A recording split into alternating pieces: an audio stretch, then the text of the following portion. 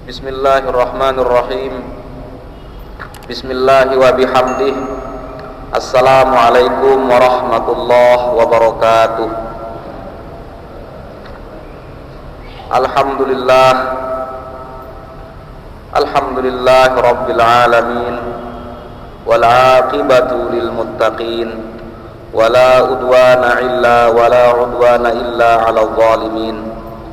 Ashhadu an la ilaha illallah al-malikul haqqul mubin wa ashhadu anna sayyidana wa habibana Muhammadan abdullahi wa rasuluhu al-mab'utsu rahmatan lil alamin.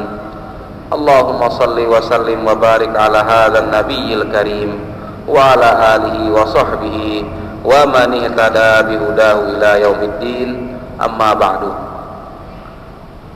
Al-hadirin wal hadirat wal mu'takifin wal mu'takifat, jemaah i'tikaf Masjid Besar At-Taqwa Pancor rahimakumullah.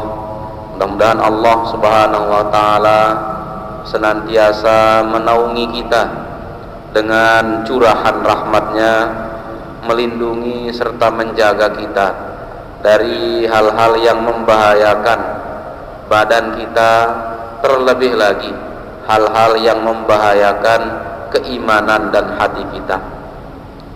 Alhamdulillah wa syukurillah, pada malam hari ini kembali kita meneruskan apa yang sebelum bulan Ramadan kita langsungkan. Sekarang masih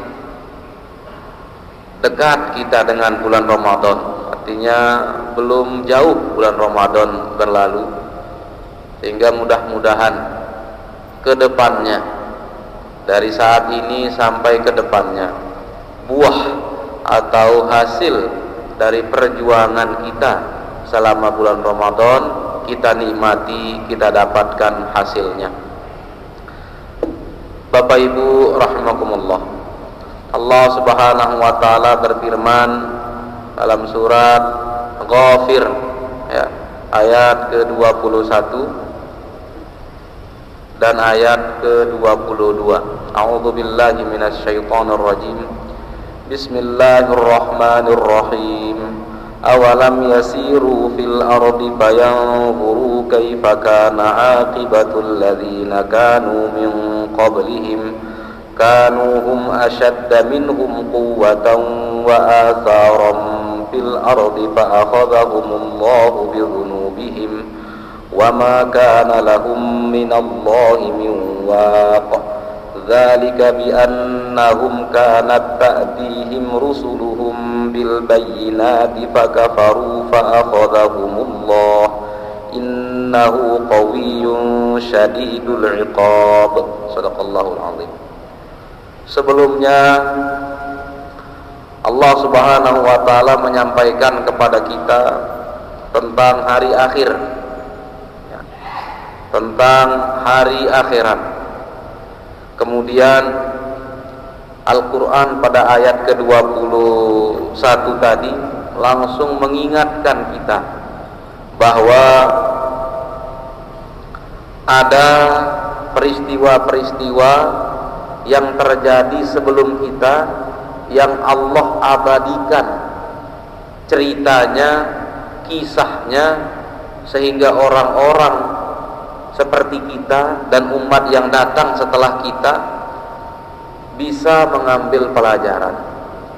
Al-Qasas Al-Qur'ani, kisah-kisah yang Allah abadikan di dalam Al-Quran itu banyak sekali, bahkan lebih banyak daripada ayat-ayat yang berkaitan dengan hukum-hukum fikih, baik itu fikih ibadah maupun fikih muamalah. Secara umum ya, dalam ayat ini misalnya, tidakkah mereka itu berjalan ya, di muka bumi untuk melihat, memikirkan, menyimpulkan bagaimana nasib orang-orang yang ingkar sebelum mereka, nasib kaum-kaum yang ingkar kepada Allah sebelum mereka. Dan kaum-kaum itu Allah ceritakan asyadda minhum quwwatan wa atharan fil ardi, memiliki kekuatan yang lebih dari orang kafir Quraisy Mekah itu. Fisiknya, badannya lebih besar. Umat-umat Nabi terdahulu itu badannya lebih besar. Umat Nabi Adam, umat Nabi Nuh alaihi salam itu badannya lebih besar, kekuatannya lebih besar. Ya, diberikan pula kelebihan oleh Allah Subhanahu wa taala, mampu naqabu bil ardi, mampu menjelajah bumi. Naqabu bil ardi itu maknanya as-sayru fiha wat tabtishu fiha. Allah Subhanahu wa taala memberikan mereka kemampuan. Umat-umat terdahulu itu kendati teknologi tidak seperti yang sekarang, tapi mereka mampu menjelajahi, berjalan di muka bumi dan meneliti, memeriksa apa yang ada di bumi. Maka tidak heran peninggalan-peninggalan umat terdahulu itu sebahagiannya ada yang diabadikan Allah, untuk kita, masih bisa kita lihat sampai sekarang. Peninggalan-peninggalan yang berusia ribuan tahun, ya. Itu untuk menunjukkan orang kafir Quraisy yang ingkar kepada Rasulullah SAW.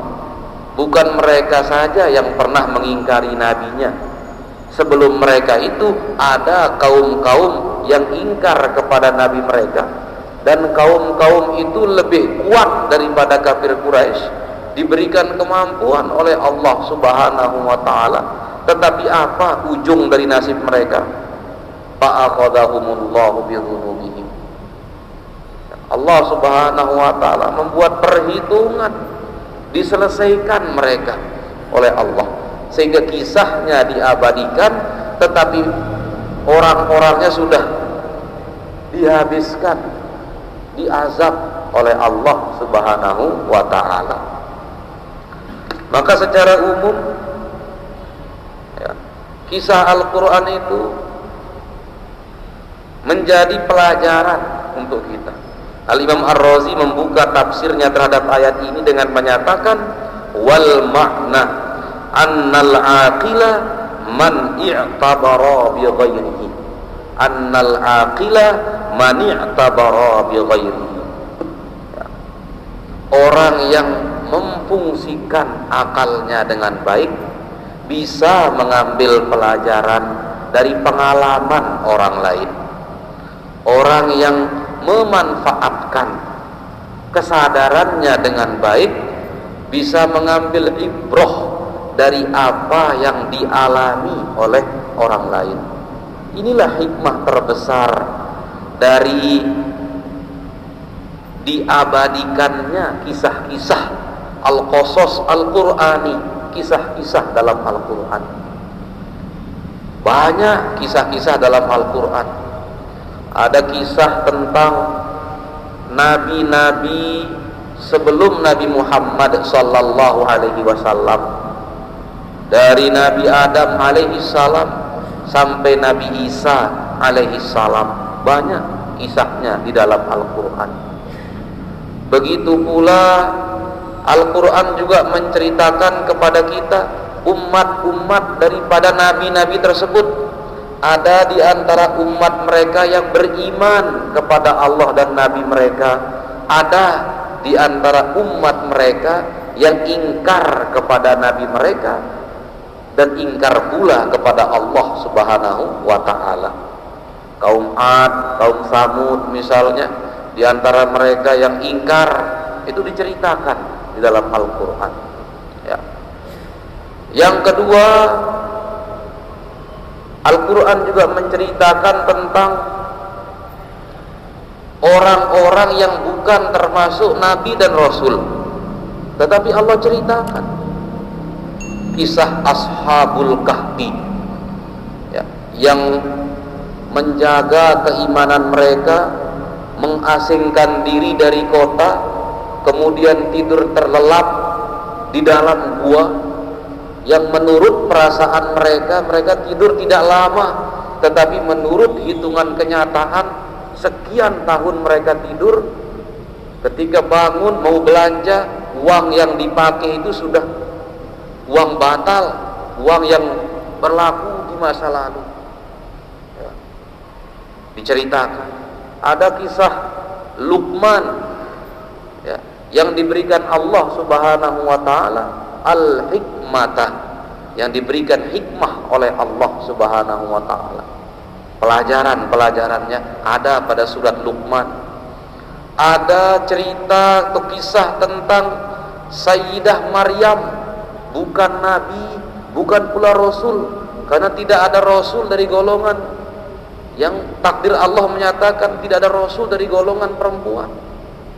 Bagaimana Sayyidah Maryam, perempuan yang masih muda, ya, merupakan keponakan dari Nabi Zakaria alaihissalam, tetapi diamanahkan, ditakdirkan oleh Allah hamil tanpa menikah, mengandung Nabi Isa alaihissalam. Menurut para ulama, ketika membantu kita memahami ayat wadhkur fil kitab Maryam idin tabagat min ahliha makanan syarqiyyah, bagaimana Sayyidah Maryam itu keluar dari rumah Nabi rumah keluarga, membuat semacam penginapan sendiri untuk beribadah kepada Allah Subhanahu wa taala. Usianya saat itu kata ulama baru 2 kali atau 3 kali menstruasi, masih muda. Tetapi didatangi oleh malaikat Jibril alaihissalam, terkejut Sayyidah Maryam, bahkan sampai mengatakan, qalat anna yakunu li gulamun walam yamsasni basyaru walam aku baghiya, bagaimana mungkin saya akan mempunyai anak sementara saya ini belum pernah menikah, tidak bersuami, dan tidak pernah pula melakukan perbuatan-perbuatan keji di luar pernikahan. Menderita untuk ukuran kita. Karena apa? Hari itu dia hamil, pada hari yang sama melahirkan. Keterkejutan luar biasa. Tetapi Allah Subhanahu wa taala banyak mengabadikan kisah itu, pelajaran untuk kita, mengambil ibrah untuk kita. Ada kisah Nabi Khidir alaihissalam, ada kisah pembesar-pembesar daripada kerajaan Nabi Sulaiman alaihissalam, entah itu Ifrit, entah itu Hudhud, ya. Bahkan ada kisah-kisah orang-orang yang bukan termasuk orang soleh diceritakan pula oleh Allah. Cerita tentang Haman, Qarun, Fir'aun, yang baik maupun yang buruk Allah abadikan dalam Al-Quran, karena kita yang hidup setelahnya tidak hanya bisa mengambil pelajaran dari peristiwa-peristiwa yang baik, tetapi kita juga bisa mengambil pelajaran dari pengalaman-pengalaman buruk yang menimpa orang lain. Yang baik bisa kita tiru, pengalaman buruk yang menimpa orang lain bisa kita hindari. Bahkan Fir'aun, coba, pada ayat setelah ini Allah akan menceritakan tentang perjalanan Nabi Musa alaihissalam yang diutus berdakwah kepada Fir'aun, Haman dan Qarun, ya. Fir'aun itu diabadikan jasadnya oleh Allah, sengaja Allah mengabadikan jasadnya. Dalam sebuah ayat Allah berfirman, fal yauma nunajjika bi badanika litakuna liman khalfaka ayah. Diletakkannya jenazah Fir'aun itu oleh Allah fi najwatin minal ardi, di bagian yang agak tinggi dari bumi. Padahal dia dikisahkan tenggelam di Laut Merah, tetapi diselamatkan jasadnya itu, sehingga lambat laun jasad Firaun itu ditemukan dan sampai sekarang diabadikan katanya. Untuk apa? Litakuna liman khalfaka ayah, agar engkau menjadi pelajaran untuk orang-orang setelahmu. Diabadikan oleh Allah untuk menjadi pelajaran buat kita. Bapak-bapak, ibu yang kami hormati dan muliakan, yang ketiga, Al-Quran juga menceritakan tentang perjalanan Rasulullah Sallallahu Alaihi Wasallam dan umat-umatnya. Ada kisah tentang sahabat-sahabat Nabi. Dalam Al-Quran ada ayat-ayat yang turun yang berbicara tentang Abu Bakar As-Siddiq. Tetapi ada pula ayat-ayat yang menceritakan misalnya bagaimana sekelompok orang memanggil-manggil Nabi dari luar pintu, dari balik rumah, teriak-teriak dia memanggil Nabi. Innal ladina yunadunaka min wara'il hujurati aktsaruhum la ya'qilun. Dan orang-orang yang teriak-teriak memanggil-manggil engkau dari balik pintu, dari luar rumah, ya, aktsaruhum la ya'qilun, mereka tidak menggunakan akalnya. Padahal yang dipanggil itu adalah Nabi Sallallahu Alaihi Wasallam, tapi secara tidak sopan teriak-teriak.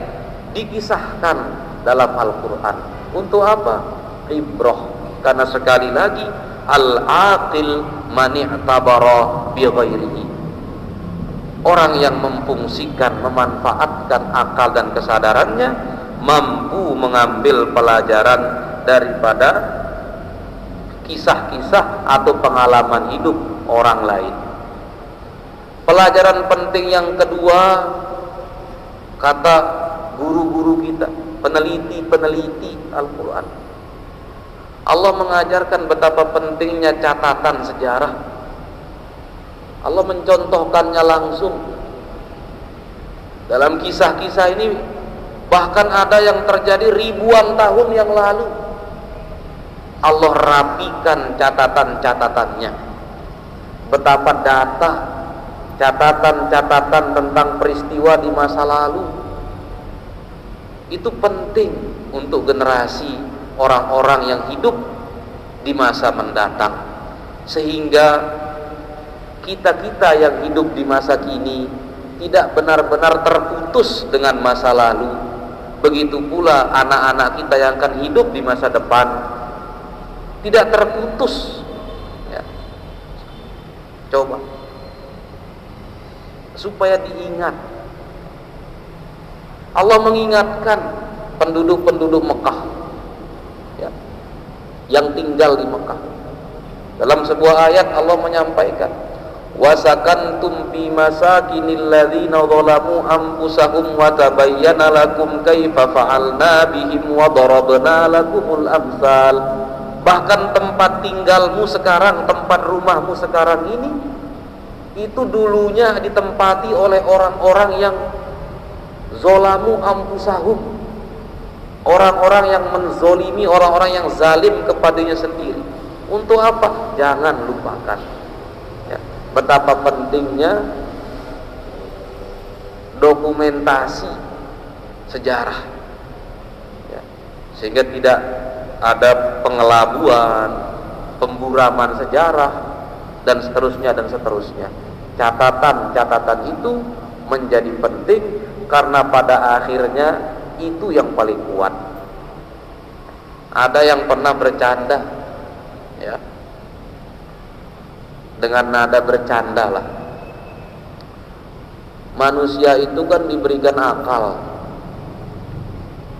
ya, mampu memikirkan sesuatu, bisa untuk taat, bisa untuk ingkar. Sementara malaikat itu tidak bisa untuk ingkar, pasti akan taat kepada Allah. Tapi mengapa ketika pertanyaan di alam barzah, manusia yang pinter, yang diberikan akal, itu bertekuk lutut kepada malaikat yang bertanya. Karena malaikat punya catatan, Raqib Atid itu punya data buku yang kuat dan akurat, sehingga sepinter-pinter apapun kita mengelak, sepinter-sepinter apapun manusia mau berakal, ini loh catatannya sudah ada ya. Coba seperti catatan utang, coba ya. Kalau kita mau mengelak, ternyata tanda tangan kita ada di sana, tanggalnya pun sudah jelas, saksinya pun sudah ada. Mau kita mati-matian mengatakan tidak pernah, itu lebih kuat catatan itu. Cap jempol ke tanda tangan ke apa namanya ya. Siap sepinter-pinter manusia di hadapan malaikat tidak bisa banyak beralasan, karena malaikat siap dengan buku Raqib Atidnya sudah siap. Pada tanggal segini, hari ini, mau beralasan seperti apa? Nah, itu. Sehingga orang-orang terdahulu itu kendati lebih kuat. Fa innal ladzina madaw minal kuffari kanu ashadda quwwatan min haula'il hadirina minal kuffar wa aqwa atharan fil ardi minhum. Jejak-jejak umat terdahulu di bumi itu lebih kuat. Coba piramid 5.000 tahun dari sekarang usianya ya. Bagaimana kaum Ad, kaum Samud itu yanhitunal jibala buyutan, memahat gunung batu untuk rumahnya. Patung-patungnya besar-besar. Kemampuan mereka itu lebih tinggi daripada kemampuan kafir Quraisy saat itu ya. Tetapi apa?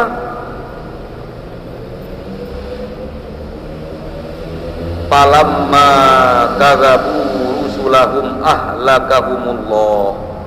Tetapi begitu mereka mendustai nabi mereka, kekuatan mereka itu menjadi tidak bisa bermanfaat untuk menahan siksa Allah. Umat-umat itu dulu itu besar-besar. Diriwayatkan bahkan Nabi Adam alaihissalam pun sekian meter tingginya, besar-besar. Tetapi apa?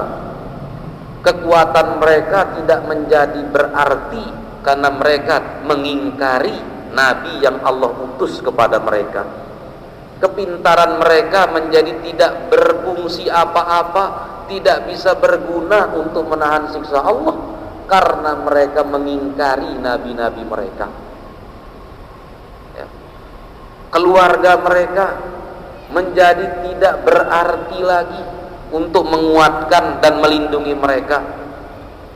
Karena apa? Satu kuncinya, tidak bertauhid, tidak beriman kepada Allah Subhanahu wa ta'ala.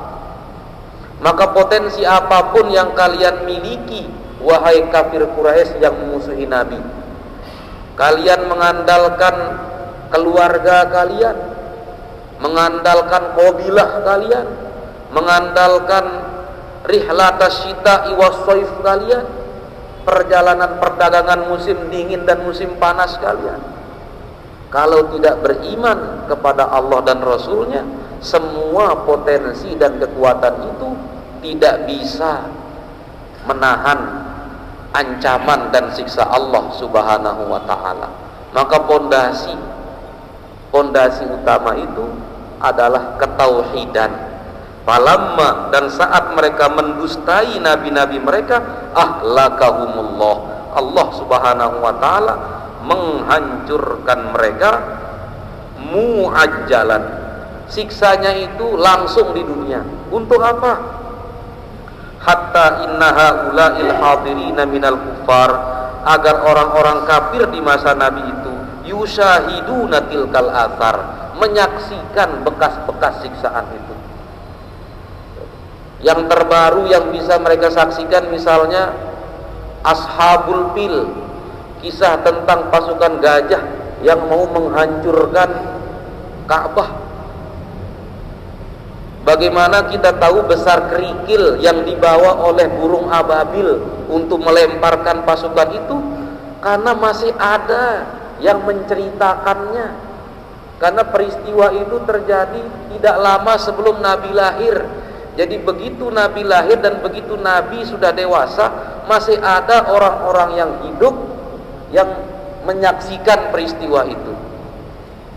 Bahkan ada yang menyimpan batunya, sehingga para sahabat Nabi radhiyallahu taala anhum menceritakan, meriwayatkan bagaimana besar batunya yang dikatakan seukuran hummus, katanya seukuran kacang Arab. Artinya hummus, kacang Arab kecil-kecil, mungkin apa seukuran apa keciput itu kacang Arab itu. Karena ada sahabat yang melihat batu, karena peristiwanya tidak lama, tidak jauh, masih ada yang hidup. Misalnya ketika Nabi diangkat menjadi Nabi dan Rasul itu usia Nabi 40 tahun ya, masih banyak. Ketika Nabi berusia 40 tahun, ada orang-orang yang berusia 55 tahun, 60 tahun, yang berarti ketika terjadi burung ababil itu, dia sudah berusia 20 tahun atau 15 tahun, sudah paham, sudah tahu, sudah berakal, sudah balik dan mumayyiz. Coba kalau sudah Allah berkehendak, pasukan Abrahah pun yang hendak menghancurkan Ka'bah selesai dengan Oyron ababil tarmihim bihijaratin min sijil faja'alahum ka'asfim mahkul. Pasukan gajah coba selesai dengan burung yang masing-masing membawa batu di paruhnya dan di kakinya ya, itu. Wa ma kana lahum minallahi min waq. Ketika azab turun ya, lam yajidu man yu'inuhum wa yukhallisuhum. Mereka tidak mendapatkan apapun, tidak menemukan siapapun untuk menolong mereka. Artinya apa? Siapa yang bisa menghindari bencana Allah? Siapa yang bisa menghindari musibah dari Allah? Tidak ada. Apalagi azab Allah. Menghindari bencana Allah saja. Alhamdulillah kita sudah selamat dari masa-masa sulit corona. Betapa kecil virus itu misalnya, tak terlihat apa, tetapi luar biasa. Kita yang sekian kali lebih besar ukuran tubuh kita dari virus, kelabakan menghadapinya. Dzalika bi annahum kanat ta'tihim rusuluhum bil bayyinat. Mengapa umat-umat terdahulu itu dibinasakan oleh Allah? Mereka diberikan kekuatan oleh Allah, diberikan kekuatan fisik oleh Allah besar-besar, diberikan kemampuan menjelajahi bumi, memanfaatkan bumi oleh Allah. Lalu mengapa setelah Allah memberikan mereka kelebihan, Allah binasakan? Setelah Allah meninggikan mereka di antara manusia-manusia yang lain, lalu Allah hancurkan mereka. Mengapa? Karena apa?